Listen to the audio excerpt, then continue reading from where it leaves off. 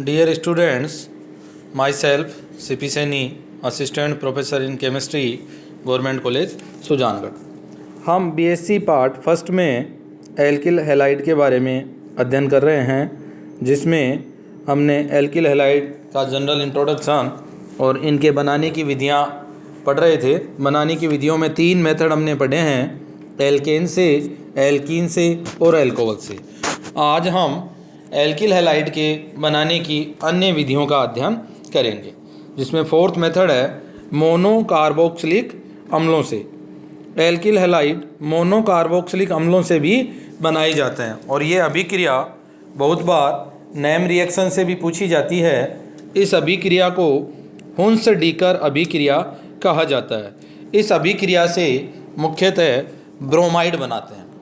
Alkyl halides में chloride, bromide, iodide halogen के ऊपर डिपेंड करते हैं, तो इस अभिक्रिया से मुख्यतः ब्रोमाइड बनाए जाते हैं। देखो अभिक्रिया क्या होती है। मोनोकार्बोक्सिलिक अम्लों के सिल्वर लवणों की अभिक्रिया CCl4 की उपस्थिति में ब्रोमीन से करवाने पर एल्किल ब्रोमाइड बनते हैं। इस अभिक्रिया को हुन्स-डीकर अभिक्रिया कहते हैं। देखो इसमें क्या लेंगे हम, कार्बोक्सिलिक अम्ल के सिल्वर लवण, कार्बोक्सिलिक एसिड होते हैं RCOOH, इसमें H की जगह क्या ले लें हम, सिल्वर या Ag, तो वो क्या हो जाएंगे, कार्बोक्सिलिक अम्ल के सिल्वर लवण। और इनकी अभिक्रिया ब्रोमीन के साथ करवाने पर इन प्रेजेंस ऑफ CCl4 क्या बन जाएगा, RBr एल्किल ब्रोमाइड, साथ में CO2 और AgBr निकल जाता है। यदि स्पेशल हम सिल्वर लवण लें, जैसे एसिटिक एसिड का CH3COOAg, तो इससे बन जाएगा मेथिल ब्रोमाइड, कार्बन डाइऑक्साइड और AgBr। इस तरह से कार्बोक्सिलिक अम्लों के सिल्वर लवणों से एल्किल ब्रोमाइड बनते हैं, जिसे हुन्स-डीकर अभिक्रिया कहते हैं। इसकी मैकेनिज्म देखें तो ये अभिक्रिया मुक्त मूलक या फ्री रेडिकल मैकेनिज्म द्वारा संपन्न होती है। तो देखो इसकी फर्स्ट स्टेप में RCOAg, इसकी ब्रोमीन से अभिक्रिया करवाएं तो बनता है RCOOBr प्लस AgBr।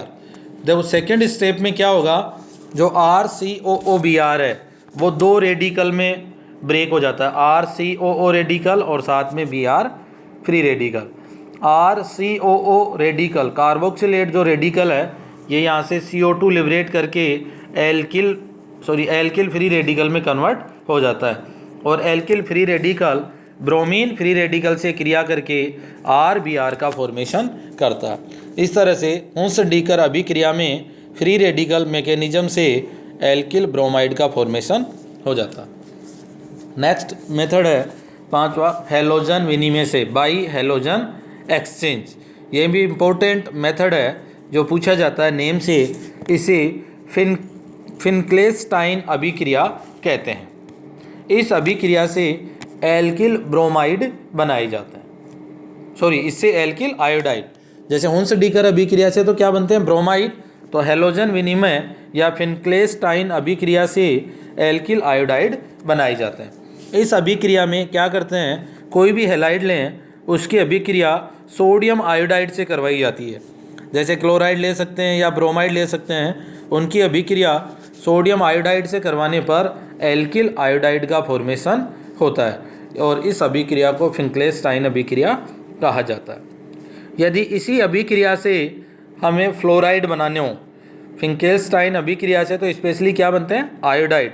यदि हमें एल्किल हैलाइड से ही फ्लोराइड बनाने हों तो एल्किल हैलाइड की अभिक्रिया AgF सिल्वर फ्लोराइड या Hg2F2 मर्क्यूरस फ्लोराइड से करवाने पर एल्किल फ्लोराइड बनते हैं। अर्थात इन AgF या Hg2F2 से अभिक्रिया करवाने पर स्पेशली एल्किल फ्लोराइड का फॉर्मेशन होता है, और इस अभिक्रिया को हम स्वार्ट अभिक्रिया कहते हैं। तो देखें, हुन्स-डीकर अभिक्रिया से तो बनेंगे ब्रोमाइड, फिनक्लेस्टाइन अभिक्रिया से बनेंगे आयोडाइड, और स्वार्ट अभिक्रिया से फ्लोराइड का फॉर्मेशन होता है। इस प्रकार हमें कौन सा हैलाइड बनाना है, उस अभिक्रिया के द्वारा हम हैलाइड का फॉर्मेशन कर सकते हैं। इस तरह से ये मेथड हैं जिनके द्वारा हम एल्किल हैलाइड का फॉर्मेशन या सिंथेसिस करते हैं। नेक्स्ट, एल्किल हैलाइडों के भौतिक गुण या physical properties of alkyl halide. Physical properties का मतलब जिनको हम हमारे फिजिकल ऑर्गन्स आँख, नाक, कान, जीभ, त्वचा से आइडेंटिफाई करते हैं, उन्हें हम फिजिकल प्रॉपर्टीज़ कहते हैं। जैसे फर्स्ट है भौतिक अवस्था, जिसे हम देख कर बता सकते हैं भौतिक अवस्था की इसकी ठोस होगी, द्रव या गैस। तो हैलाइड्स कंपाउंड सामान्य ताप पर एल्किल हैलाइड C1 से C3, देखो C1 से C3 का मतलब कि ऐसे एल्किल हैलाइड जिनमें कार्बन 1 हो, 2 हो या 3 हो, इनके सदस्य रंगहीन गैस होते हैं। C4 से C18 तक के रंगहीन द्रव और इससे हायर सॉलिड या ठोस होते हैं। एल्किल हैलाइड के अणुओं के मध्य द्विध्रुव आकर्षण बल तथा वांडरवाल बल अधिक होने के कारण इनके गलनांक क्वथनांक संगत एल्केन से अधिक होते हैं। अर्थात जिस एल्केन से एल्किल हैलाइड बना है उनके गलनांक क्वथनांक उस एल्केन से क्या होंगे, अधिक हो जाते हैं। अब एल्किल हैलाइड में भी अलग अलग लें तो वो डिपेंड करेगा हैलोजन पर, तो उस रेस्पेक्ट में इनके गलनांक क्वथनांक का क्रम क्या होगा, सबसे ज़्यादा RI, फिर RBr, फिर RCl और उसके बाद RF। इस तरह से इनका गलनांक क्वथनांक का क्रम हो जाएगा। यदि आइसोमेरिक हैलाइड्स लें तो इनके क्वथनांक का क्रम सबसे ज़्यादा होगा प्राइमरी का, फिर सेकेंडरी और देन टर्सरी। क्यों? क्योंकि ब्रांचिंग बढ़ने के साथ साथ सरफेस एरिया कम हो जाता है, जिससे गलनांक क्वथनांक कम हो जाते हैं। इसलिए प्राइमरी एल्किल हैलाइड के गलनांक क्वथनांक सेकेंडरी से अधिक होंगे और सेकेंडरी के टर्सरी से अधिक होते हैं। सोल्यूबिलिटी, एल्किल हैलाइड जल में अविलय परंतु कार्बनिक विलायकों में विलय होते हैं। सोल्यूबिलिटी के लिए तो एक ही थ्योरी चलती है ऑर्गेनिक केमिस्ट्री में, लाइक डिजोल्व लाइक, अर्थात समान समान को घोलता है। यदि पोलर कंपाउंड है तो पोलर सॉल्वेंट में सोल्यूबल होगा, नॉन पोलर कंपाउंड है तो वो नॉन पोलर सॉल्वेंट में सोल्यूबल होगा। तो एल्किल हैलाइड क्या होते हैं, जल में तो अविलय परंतु कार्बनिक विलायकों में विलय होते हैं, क्योंकि ये ऑर्गेनिक कंपाउंड्स हैं तो ऑर्गेनिक सॉल्वेंट में सोल्यूबल हो जाते हैं। नेक्स्ट है रंग व गंध। शुद्ध अवस्था में या प्योर स्टेट में एल्किल हैलाइड रंगहीन, इनका कोई कलर नहीं होता, वह मीठी गंध वाले द्रव होते हैं। इस तरह से ये हैं एल्किल हैलाइडों की फिजिकल प्रॉपर्टीज़। नेक्स्ट है एल्किल हैलाइडों की केमिकल प्रॉपर्टीज़ या रासायनिक गुण या रासायनिक अभिक्रियाएं। तो इनकी रासायनिक अभिक्रियाएं क्या होंगी, तो देखो सबसे पहले तो हम इनकी क्रियाशीलता का ऑर्डर देखें कि इनका क्रियाशीलता क्रम क्या होगा। तो सबसे ज़्यादा क्रियाशील होंगे आयोडाइड कंपाउंड्स, उसके बाद ब्रोमाइड, क्लोराइड एंड फ्लोराइड। तो एल्किल हैलाइड की अभिक्रियाओं में सबसे ज़्यादा क्रियाशीलता आयोडाइड की होती है। इनकी क्रियाशीलता को बताने के लिए हम इनके बॉन्ड की नेचर क्या होगी उसकी स्टडी करते हैं। एल्किल हैलाइड में कार्बन और हैलोजन के बीच में बंध होता है। तो अब हम देखें कि कार्बन हैलोजन बंध की प्रकृति क्या होगी। एल्किल हैलाइड में कार्बन हैलोजन बंध होता है। हम जानते हैं कि कार्बन हैलोजन बंध में हैलोजन की विद्युत ऋणता कार्बन से क्या होती है, अधिक। देखो एग्जाम्पल के रूप में हमने यहाँ इनकी वैल्यू भी लिखी है। फ्लोरीन की इलेक्ट्रोनेगेटिविटी है 4, क्लोरीन की 3, ब्रोमीन की 2.8, आयोडाइड की 2.55 और कार्बन की इलेक्ट्रोनेगेटिविटी क्या है 2.50 या 2.5। तो देखें हैलोजन की इलेक्ट्रोनेगेटिविटी कार्बन से क्या है, अधिक है। तो हैलोजन की इलेक्ट्रोनेगेटिविटी कार्बन से अधिक होने के कारण बॉन्ड के इलेक्ट्रॉन हैलोजन की ओर आकर्षित रहते हैं, जिससे हैलोजन पर तो कौन सा चार्ज आ जाता है, पार्शियली नेगेटिव, और कार्बन पर पार्शियली पॉजिटिव। अर्थात जो कार्बन हैलोजन के बीच का कोवेलेंट बॉन्ड है उस बॉन्ड में पोलैरिटी आ जाती है, जिसे हम इस तरह से दर्शा सकते हैं, X के ऊपर पार्शियली नेगेटिव और कार्बन पर पार्शियली पॉजिटिव। ये पोलैरिटी डिपेंड करती है हैलोजन की इलेक्ट्रोनेगेटिविटी पर, कि हैलोजन की इलेक्ट्रोनेगेटिविटी जितनी अधिक होगी पोलैरिटी उतनी अधिक हो जाएगी। इस प्रकार CX बंध पोलर कोवलेंट बंध की तरह बिहेव करता है, क्योंकि दोनों की इलेक्ट्रोनेगेटिविटी अलग अलग होने के कारण कोवलेंट बॉन्ड में पोलर करैक्टर आ जाते हैं। तो एल्किल हैलाइड में जो बॉन्ड होता है वो पोलर कोवलेंट बॉन्ड होता है। तो अब देखें कि एल्किल हैलाइड में मुख्यतः 4 प्रकार की रासायनिक अभिक्रियाएं ये दर्शा सकते हैं। 4 प्रकार की कौन कौन सी? फर्स्ट, नाभिक स्नेही प्रतिस्थापन या न्यूक्लियोफिलिक सब्स्टिट्यूशन रिएक्शन। सेकंड है एलिमिनेशन या विलोपन अभिक्रियाएं। थर्ड, धातुओं के साथ अभिक्रियाएं या रिएक्शन विथ मेटल्स। और फोर्थ है अपचयन अभिक्रियाएं या रिडक्शन रिएक्शंस। इनको 1 बाय 1 हम स्टडी करेंगे। तो आज सबसे पहले हम अध्ययन करेंगे नाभिक स्नेही प्रतिस्थापन अभिक्रिया या न्यूक्लियोफिलिक सब्स्टिट्यूशन रिएक्शन। CX बंद में हम देख रहे हैं X के ऊपर क्या आ रहा है? Partially negative. तो जब X यहाँ से हटेगा तो वो न्यूक्लियोफाइल के रूप में हटता है। तो बाहर से कोई भी नाभिक स्नेही इस हैलाइड आयन को प्रतिस्थापित कर देता है और वो अभिक्रियाएं होती हैं नाभिक स्नेही प्रतिस्थापन अभिक्रियाएं। जैसे इसका एग्जाम्पल के रूप में लिखा है, इसको इस तरह से रिप्रेजेंट कर सकते हैं RX इसमें क्या डाला? न्यूक्लियोफाइल। तो ये न्यूक्लियोफाइल तो R के साथ जुड़ जाएगा और X को क्या कर देगा? यहाँ से सब्स्टिट्यूट कर देगा या हटा देता है। और ये अभिक्रियाएं होती हैं नाभिक स्नेही प्रतिस्थापन अभिक्रियाएं। अब नाभिक स्नेही की हटने के आधार पर ये अभिक्रियाएं 2 प्रकार की हो जाती हैं। एक है एका अणुक नाभिक स्नेही प्रतिस्थापन, जिसे नाम देंगे हम SN1। दूसरी है SN2 या द्विअणुक नाभिक स्नेही प्रतिस्थापन अभिक्रियाएं। तो इन दोनों के बारे में हम यहाँ डिटेल से अध्ययन करेंगे, SN1 और SN2। इससे पहले हमने रिएक्शन मैकेनिज्म वाले चैप्टर में भी इनके बारे में स्टडी की है, उसी तरह से इस चैप्टर में भी हम स्टडी करेंगे। तो सबसे फर्स्ट है SN1 की फुल फॉर्म होगी unimolecular nucleophilic substitution reaction. तो ये अभिक्रियाएं मेनली टर्सरी एल्किल हैलाइड दर्शाते हैं। कौन सा एल्किल हैलाइड लें? टर्सरी लेने पर उनमें रिएक्शन होगी SN1। यह अभिक्रिया 2 पदों में संपन्न होती है। फर्स्ट स्टेप में एल्किल हैलाइड का आयोनाइजेशन या डिसोसिएशन होता है, जिससे कार्बोकेटाइन इंटरमीडिएट का फॉर्मेशन होता है। और दूसरे पद में जो फास्ट होता है, इसमें कार्बोकेटाइन से नाभिक स्नेही जुड़कर प्रतिस्थापित उत्पाद बनाता है। और हम जानते हैं कि कार्बोकेटाइन पोलर है, तो नाभिक स्नेही के अटैक की पॉसिबिलिटी बराबर रहती है above the plane and below the plane. तो प्रोडक्ट के रूप में रेसेमिक मिश्रण का फॉर्मेशन होता है। तो देखो इसमें अभिक्रिया किस तरह से होगी। ये टर्सरी हैलाइड फर्स्ट स्टेप जो स्लो है और रेट डिटरमाइनिंग स्टेप है, इसमें कार्बोकेटाइन का फॉर्मेशन हो जाता है। सेकेंड स्टेप में न्यूक्लियोफाइल कार्बोकेटाइन पर अटैक करके 2 प्रोडक्ट और दोनों बराबर मात्रा में बनाता है। अतः इस अभिक्रिया में रेसेमिक मिश्रण का फॉर्मेशन होता है। इस अभिक्रिया का प्रथम पद मंद गति का या स्लो स्टेप व रेट डिटरमाइनिंग होता है, जिसमें केवल एक अणु भाग लेता है। देखो फर्स्ट स्टेप जो है उसमें केवल एक अणु भाग ले रहा है, तो इसकी कोटि क्या हो जाएगी? 1। और ये अभिक्रिया SN1 कहलाती है। इसका एनर्जी डायग्राम हम बनाएं तो देखो क्या होगा। रिएक्टेंट से फर्स्ट ट्रांजिशन स्टेट के थ्रू क्या बन गया? कार्बोकेटाइन इंटरमीडिएट, ये बन गया।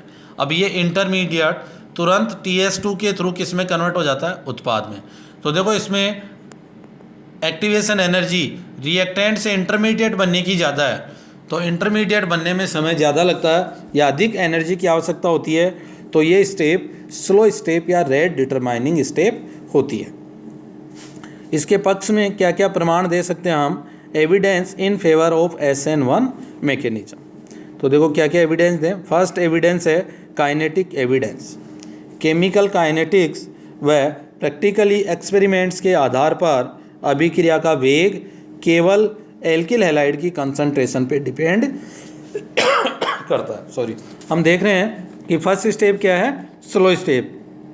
तो इस अभिक्रिया का वेग केवल एल्किल हैलाइड की सांद्रता पर निर्भर करता है। अतः अभिक्रिया क्या हो जाएगी? SN1 प्रकार की। तो अभिक्रिया वेग directly proportional to tertiary alkyl halide, और प्रोपोर्शनली साइन को हटाएंगे तो कांस्टेंट आ जाता है K। तो हो जाएगा अभिक्रिया वेग बराबर K CH3 का whole thrice CBr, tertiary halide. Second evidence है स्टीरियोकेमिकल एविडेंस कि SN1 अभिक्रिया के वेग निर्धारक पद में कार्बोकेटाइन बनता है जिसका संकरण sp2 और संरचना क्या होती है, समतल त्रिकोणीय। अतः सेकंड स्टेप में न्यूक्लियोफाइल कार्बोकेटाइन पर दोनों तरफ से अटैक कर सकता है, बिलो दी प्लेन भी और अबाउ दी प्लेन भी, क्योंकि उसकी स्ट्रक्चर क्या है, समतल त्रिकोणीय। तो SN1 अभिक्रिया में 50% सामने की दिशा से और 50% पीछे की दिशा से नाभिक स्नेही के आक्रमण की संभावना रहती है। आगे पीछे क्यों लिख रहे हैं कि जो हम ये प्लेनर है इसको इस तरह से बना लेते हैं। देखो एक तो तल में और एक ये हो गया बिलो दी प्लेन और जो डार्क लाइन है वो अबाउ दी प्लेन। तो एक हो गया लेफ्ट हैंड साइड से अटैक करेगा और एक बैक साइड से अटैक करेगा। इस प्रकार किसी भी विन्यास वाले क्रियाकारक से उत्पाद के रूप में रेसिमिक मिश्रण प्राप्त होता है और इस अभिक्रिया को रेसिमाइजेशन या रेसिमिकीकरण कहा जाता है। तो कई बार SN1 न पूछकर रेसिमाइजेशन या रेसिमीकरण पूछ लिया जाता है, तो भी हम ये स्टीरियोकेमिकल एविडेंस के बारे में बता सकते हैं। थर्ड एविडेंस क्या है, रीअरेंजमेंट, कि SN1 अभिक्रिया में इंटरमीडिएट कार्बोकेटाइन बनता है और हम जानते हैं कि कार्बोकेटाइन में रीअरेंजमेंट की पॉसिबिलिटी रहती है। तो यदि कार्बोकेटाइन में रीअरेंजमेंट होता है तो प्रोडक्ट रीअरेंजमेंट के द्वारा बनेगा। कि यदि प्राइमरी सेकेंडरी में कन्वर्ट हो या सेकेंडरी टर्सरी में या प्राइमरी सीधा टर्सरी में, तो हम जानते हैं कि टर्सरी कार्बोकेटाइन सेकेंडरी से स्टेबल है और सेकेंडरी प्राइमरी से। तो यदि टर्सरी बनने की संभावना है तो टर्सरी से प्रोडक्ट बनेगा और यदि सेकेंडरी बनने की संभावना है तो सेकेंडरी से प्रोडक्ट बनेगा। इस तरह से रीअरेंजमेंट के द्वारा SN1 अभिक्रिया में प्रोडक्ट बनते हैं। जैसे इसका एग्जाम्पल हम लिख सकते हैं कि नियोपेंटिल ब्रोमाइड लें और इसकी स्लो स्टेप में देखो कौन सा कार्बोकेटाइन बन रहा है, प्राइमरी, और इस प्राइमरी कार्बोकेटाइन में जैसे रीअरेंजमेंट हुआ ये किस में कन्वर्ट हो गया, टर्सरी में।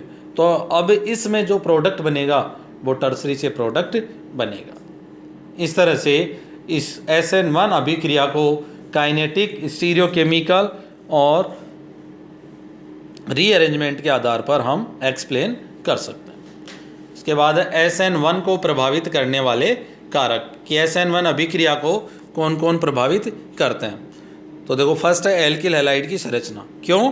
क्योंकि इस अभिक्रिया का वेग मेनली एल्किल हैलाइड पे डिपेंड करता है। तो फर्स्ट तो एल्किल हैलाइड की संरचना इसे प्रभावित करती है। तो SN1 अभिक्रिया में कार्बोकेटाइन बनता है और टर्सरी कार्बोकेटाइन मोर स्टेबल होता है। तो टर्सरी एल्किल हैलाइड की क्रियाशीलता सबसे ज़्यादा होगी। तो इनकी क्रियाशीलता देखो क्रम क्या हो जाएगी, टर्सरी, फिर सेकेंडरी, प्राइमरी और फिर सिंपल मेथिल हैलाइड। दूसरा फैक्टर है हैलाइड आयन की प्रकृति या nature of leaving group. Nature of leaving group का मतलब जो हटता है उसे हम लिविंग ग्रुप कहते हैं। तो यहाँ कौन हट रहा है, हैलोजन। तो हैलोजन जितनी आसानी से हटेगा कार्बोकेटाइन उतनी जल्दी बनेगा और रेट ऑफ रिएक्शन फास्ट हो जाएगी। तो अच्छा लिविंग ग्रुप है चारों हैलाइड्स में से जिसका आकार बड़ा होता है वो इजीली हट जाता है। तो इनका क्रियाशीलता क्रम होगा सबसे ज़्यादा आयोडाइड, फिर ब्रोमाइड, उसके बाद क्लोराइड और फिर फ्लोराइड।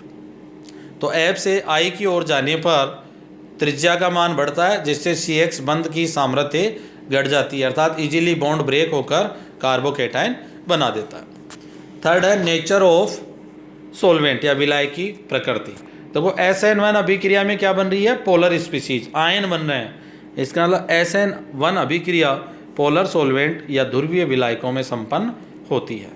और देखो कई बार कॉम्पिटिटिव एग्जाम्स में पूछा जाता है, जिसको मैंने नोट लगाकर लिखा है नीचे, कि SN1 अभिक्रिया नाभिक स्नेह की प्रकृति और सांद्रता पर निर्भर नहीं करती है। क्यों? क्योंकि इसकी रेट डिटरमाइनिंग स्टेप में नाभिक स्नेही भाग नहीं लेता है। इस तरह से ये अपनी अभिक्रिया नाभिक स्नेही प्रतिस्थापन में एक टाइप है SN1। इसका PDF भी आपको ग्रुप में सेंड किया है, अच्छे से इसको पढ़ेंगे। फिर भी कोई प्रॉब्लम हो तो हम डिस्कस करते रहेंगे। Thank you.